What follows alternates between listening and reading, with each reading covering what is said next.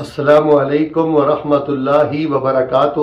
ناظرین و مستمعین، یقیناً آپ خیریت سے ہوں گے، خیریت میں ہوں گے۔ اللہ رب رحمان آپ کے لیے خیر کے، خوشی کے سب دروازے کھول دے، آمین ثم آمین۔ آج میں آپ کی خدمت میں ایک اہم پیغام رکھنا چاہتا ہوں، وہ یہ ہے کہ کبھی ہم نے غور کیا ہے کہ آئے دن ہمارے دل سخت کیوں ہوتے جا رہے ہیں، ہماری آنکھیں خشک کیوں ہوتی جا رہی ہیں، اور کبھی ہم نے اس بات پہ رک کے غور کیا کہ ہماری روحانی زندگی کے لیے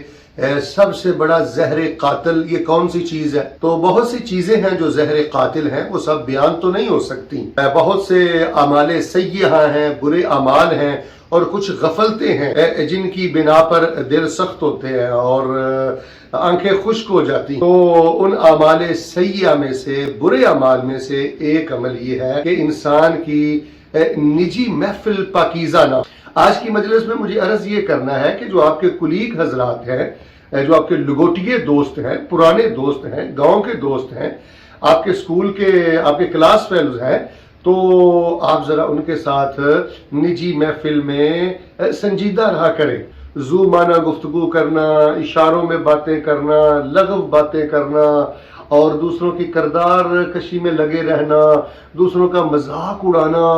اور بار بار کہہ کے ہی لگاتے رہنا، اس سے دل سخت ہو جاتے ہیں۔ یقین مانے ہم نے ایسے لوگ بھی دیکھے ہیں جو کئی سالوں سے مساجد میں آتے ہیں، دینی پروگراموں میں آتے ہیں، لیکن ان کے دل سخت ہے۔ وہ جوں کہ توں چغل خور ہے، وہ جوں کہ توں فحش گو ہے، وہ جوں کہ توں ضدی ہے۔ اس کی وجہ کہ زبان سے فحش بکنے کے بعد اور اس کی عادت بن جانے کے بعد اب روحانی طور پہ ان کو ایسا کینسر ہو چکا ہے کہ ان کے دل سخت ہو چکے ہیں، ان کی آنکھیں خشک ہو چکی ہیں۔ آپ نے دیکھا ہے کہ کئی لوگ مساجد میں بیٹھ کر بھی فیس بک کا استعمال کرتے ہیں، علماء کی طرف، خطباء کی طرف اشارے کرتے ہیں، ہنستے ہیں، طنز ہوتا ہے، لمز ہوتا ہے۔ تو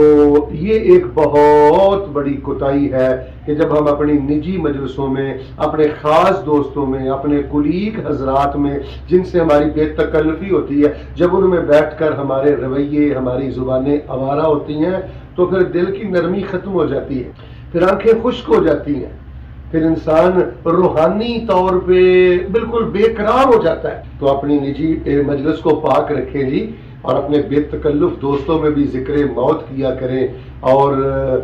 ذکر آخرت کیا کریں، اور ذکر خیر کیا کریں۔ اور آپ جانتے ہیں کہ رسول رحمت صلی اللہ علیہ وآلہ وسلم نے فرمایا کہ انسان کبھی مذاق اڑاتے ہوئے، کبر کا بول بولتے ہوئے، یا ذو معنی بات کرتے ہوئے، یا فحش بات کرتے ہوئے، احیاناً کبھی کبھار اپنی زبان سے ایسا بول نکال دیتا ہے کہ اللہ قیامت کے دن تک اس بندے پہ ناراض ہو جاتے ہیں، اللہ تبارک و تعالی اس کو جہنم کی کھائیوں میں گرا دیتے ہیں۔ تو اس وقت ایک سب سے بڑا فتنہ یہ ہے کہ بس وہ جیسے پروگرام آتے ہیں نا فیس بک پہ یا یوٹیوب پہ، یا کوئی مذاق کراتے ہیں یا جگت کی باتیں، تو یہی سلسلے ہم اپنی نجی محفلوں میں شروع کر چکے ہیں، کاروں میں، اپنے دوستوں میں، ہم رکابوں میں، ہم سفروں میں، اور اپنے کلیگ حضرات میں، بے تکلف دوستوں میں۔ بس ہمارا موضوع ہی اب یہی رہ گیا کہ بات بات پہ کہہ کے لگا، بات بات پہ دوسرے کا مذاق اڑانا۔ اللہ کا واسطہ دے کے کہتا ہوں، اگر اللہ نے آپ کو علم دیا ہے، آواز دی ہے، شان دی ہے، عہدہ دیا ہے، کسی کی عزت کو ڈسکس نہ کریں، کسی کا مذاق نہ اڑائیں۔ یہ چیزیں آپ کے اعمال صالحہ کے لیے جان لیوا ثابت ہو سکتی ہیں۔ جو دوسروں کو حقارت کی نگاہ سے دیکھتے ہیں، مذاق کی نگاہ سے دیکھتے ہیں، اللہ تبارک و تعالیٰ وہ زمزم سے بھی غسل کر لیں تو اللہ تبارک و تعالیٰ ان کو پاک نہیں فرماتے۔ تو آج مجھے بس یہی عرض کرنا تھا، کیونکہ مجھے نہ چاہتے ہوئے چند دنوں قبل کچھ ایسی مجالس میں بیٹھنے کا موقع ملا، لیکن وہاں جو میں نے کیفیت دیکھی، رویے دیکھے کہ بات بات پہ کہکتے، اور بات بات پہ ذو معنی گفتگو، اور بات بات پہ ہنسی مزاح، تو یہ انداز اچھے نہیں ہیں، یہ ہمارے اسلاف کے نہیں ہیں، یہ نیک لوگوں کے نہیں ہیں۔ ابھی بھی جو ہمارے اساتذہ زندہ ہیں اور جن کی صحبت اور مجلسوں میں ہم بیٹھتے ہیں، یقین مانے اللہ تعالیٰ یاد آتے ہیں، آنکھیں نم ہوتی ہیں، دل نرم ہوتے ہیں، دل پسیج جاتے ہیں، تو روح کو اقرار ملتا ہے تو آپ اپنے گھر والوں کے لیے، اپنے دوستوں کے لیے، اپنے کلیگ حضرات کے لیے جو بے تکلف دوست لگوٹیے ہیں آپ کے، ان کے لیے ایک ایمان کی مٹھاس بنے، ان کے لیے ایک دین کی خوشبو بنے، آپ کے ہاں بیٹھنے کے بعد ان کو ایک فکر آخرت ملے، ایک نئی زندگی ملے، ان کا رخ دین کی طرف آئے۔ اگر آپ کی وجہ سے ان کی بے تکلفیاں بڑھ گئی ہیں، آوارگیاں بڑھ گئی ہیں اور ان کی زبان آوارہ ہو گئی ہے، تو یہ آپ کی کامیابی پر ایک بہت بڑا سوالیہ نشان ہے، لمحہ فکریہ ہے آپ کے لیے۔ تو آنکھیں نم نہیں رہتی جی، دل نرم نہیں رہتے جی، روح کو قرار نہیں ملتا جی، جب انسان نجی محفلوں میں دوسروں کا مذاق اڑائے، دوسروں کی چگلی کرے، دوسروں کی غیبت کرے، دوسروں کو ڈسکس کرے، ذو معنی گفتگو کرے، لچر بکے، فحش گالیاں بکے، اور نام کیا ہے؟ ہم بے تکلف دوست ہیں جی، یہ میرے لگوٹیے دوست ہیں جی، یہ میرے کلویک ہیں جی، ہم کھل کر بات کرتے ہیں۔ بھائی یہ کھل کر بات نہیں ہے، یہ جہنم کی باتیں ہیں، یہ آوارگی کی باتیں ہیں، یہ روحانی زندگی کو مار دینے والی باتیں ہیں۔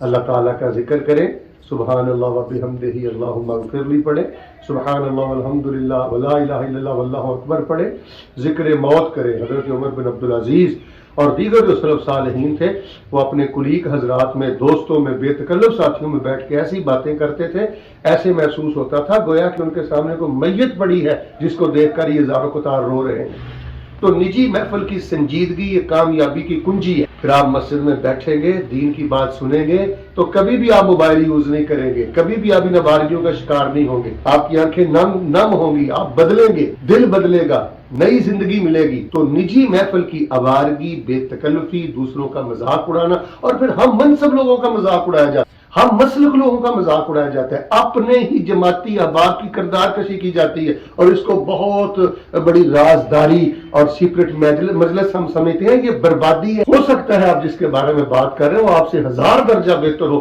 اس کی کوئی ایک ادا اللہ کو پسند ہو، اور آپ کی کسی ایک ایسی ادا سے اللہ کو نفرت ہو جس کی وجہ سے آپ اللہ کے مبغوض ہیں۔ تو اللہ تبارک و تعالیٰ ہمیں حسن اخلاق نصیب فرمائے اور اپنی نجی محفل کو پاک کر لیں، آپ کی تنہائیوں سے خوشبو آنا شروع ہو جائے گی۔ یہ میرا جملہ پھر سن لیں، نجی محفل کو پاک کریں۔ جب آپ گاڑی میں ہوتے ہیں ڈرائیور کے ساتھ، اپنے ہم رکاب اور ہم سفر ساتھیوں کے ساتھ، اپنے کلیگ حضرات کے ساتھ نجی محفل پاک کریں، خاص مجلس پاک کریں، آپ کی تنہائی سے انشاءاللہ چمک نکلے گی، خوشبو اٹھے گی، اور بڑی برکتیں اللہ تعالیٰ آپ کو نصیب فرمائے گا۔ اللہ تعالیٰ مجھے اور آپ کو اور ہم سب کو اس نصیحت پہ عمل کی توفیق عطا فرمائے، آمین ثم آمین۔